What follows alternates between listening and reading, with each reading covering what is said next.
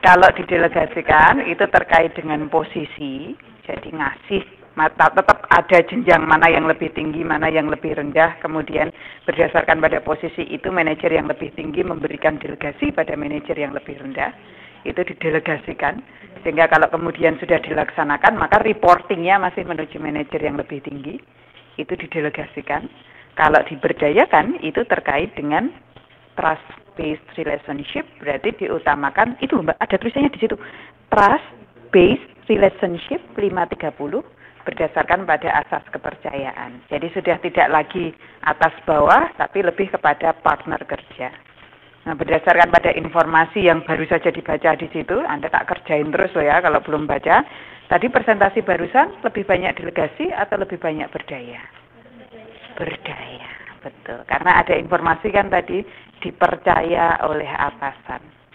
Sehingga kemudian aspek kepercayaan itu yang bisa digunakan untuk mengidentifikasikan apakah di situ adalah pemberdayaan atau pendelegasian.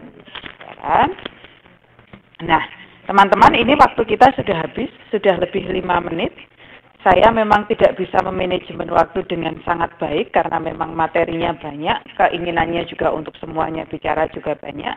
Tapi saya ingatkan sekali lagi bahwa beban tugas dari UT itu adalah belajar mandiri. Ya, jadi kalau misalnya mau tutorial, ada baiknya baca dulu. Sehingga kemudian akan sangat membantu Anda di dalam proses pembahasan lebih lanjut. Jadi sebenarnya kalau saya mau kembali ke materi, letterlex yang ada di materi kita adalah sebanyak ini. Tutorial keempat manajemen, materinya adalah modul 4 dan modul 5. 4 mengenai pengorganisasian, 5 mengenai pendelegasian dan pemberdayaan. Mengenai pengorganisasian, kenapa kita sudah sampai di pengorganisasian? Karena sebelumnya, di modul sebelumnya kita sudah membicarakan mengenai perencanaan. Jadi kan planning, organizing, actuating, dan juga controlling, ya kan? Jadi karena sebelumnya kita sudah membicarakan perencanaan, ada 2 kegiatan belajar, yaitu tentang perencanaan dan pengambilan keputusan, maka di modul 4 dan 4 kita membicarakan mengenai pengorganisasian, ada penjelasan mengenai struktur organisasi dan pengkoordinasian. Setelah koordinasi, kita masuk di modul 5, yaitu pendelegasian dan pemberdayaan, yang sebenarnya merupakan materi dari actuating. Ada materi tentang kegiatan belajar 1, pendelegasian, kegiatan belajar 2 mengenai pemberdayaan karyawan. Kalau mengenai struktur organisasi, materinya adalah ini. Ada dasar-dasar pengorganisasian. Ini semuanya ada di buku rinciannya. Kemudian ada struktur organisasi, itu yang dimaksudkan adalah apa? Apa saja komponen yang harus ada di dalam struktur organisasi? Ada pembagian kerja, rantai perintah, jenis pekerjaan, pengelompokan aktivitas, hierarki manajemen. Kemudian ada berbagai macam struktur organisasi. Ada kan di buku? Sampai di halaman berapa kalau kita sudah ngomong sampai ke tipe-tipe struktur organisasi? Ayo dibuka. Tipe-tipe struktur organisasi. Modul. Ada gambar-gambarnya.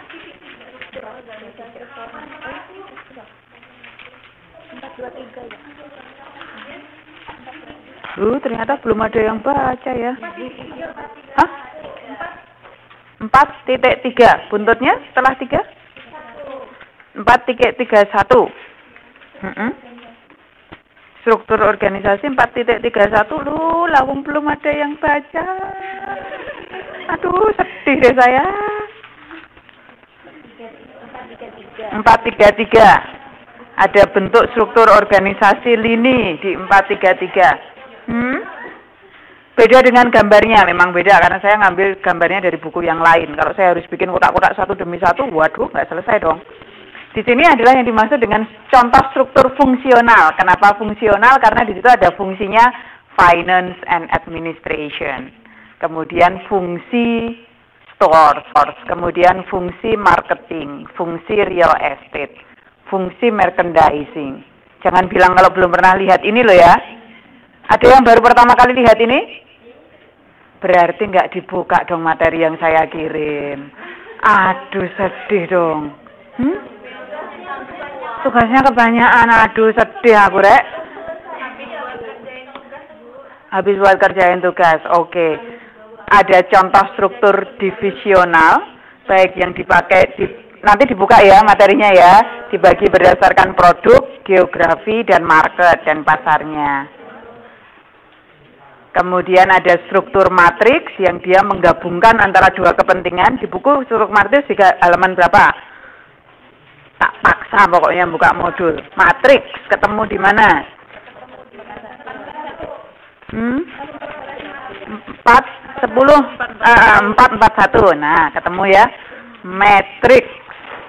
Kenapa disebut matriks? Karena dia menggabungkan antara dua kepentingan, yaitu di sini berdasarkan fungsinya, di sini berdasarkan produknya. Kalau contoh Anda yang horizontal berdasarkan fungsi, yang vertikal berdasarkan proyek. Ya kan? Itu intinya matriks itu karena dia mematrikskan berdasarkan dua kategorisasi. Kemudian ada product team structure, ada alokasi kewenangan, struktur organisasi datar, struktur organisasi tinggi, ada bagaimana cara merubah struktur organisasi. Sampai di situ kita selesai materi ini. Kemudian kegiatan belajar 2 adalah pengkoordinasian. Apa yang dimaksud koordinasi? Berbagai jenis ketergantungan. Selesai. Nah, benar? Oke. Rantai rentang kendali. Ayo, tak kasih pertanyaan deh. Kuis rentang kendali itu apa? Jadi rentang kendali itu tingkatan-tingkatan, Bu. Misalnya Salah. Rentang kendali itu apa? Salah. Salah. Salah. Mikir dulu ya, cari di buku ya, rentang kendali itu apa ya? Aduh. Pendelegasian.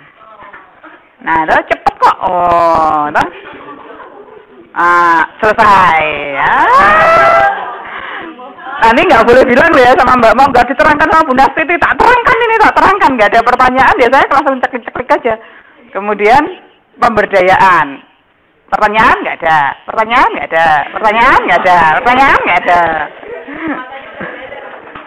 Selesai. Iya ya, jadi memang tantangannya dari teman-teman adalah tugasnya banyak. Iya, saya tahu tugasnya banyak. Oh, masih berantakan.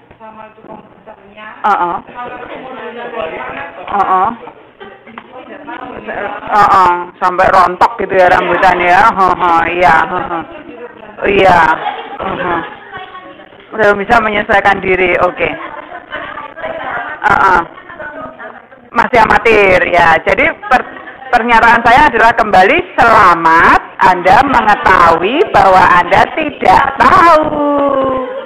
Itu lebih baik daripada tidak tahu kalau Anda tidak tahu, ya kan? Sehingga kemudian memang mau nggak mau harus belajar. Ini kan tadi tentang matriks tadi ya. Ini kan dua kepentingan. Yap.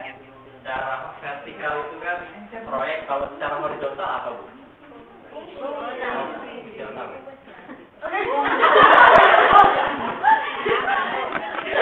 Terima kasih kelas.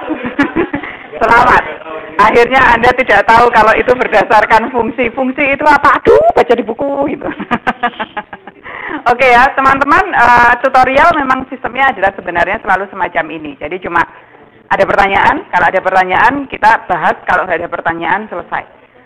Nah, yang bisa mengikuti tutorial dengan maksimal adalah yang memang sudah mempersiapkan diri. Tanpa persiapan, kita nggak akan bisa untuk bisa melaksanakan tutorial secara maksimal.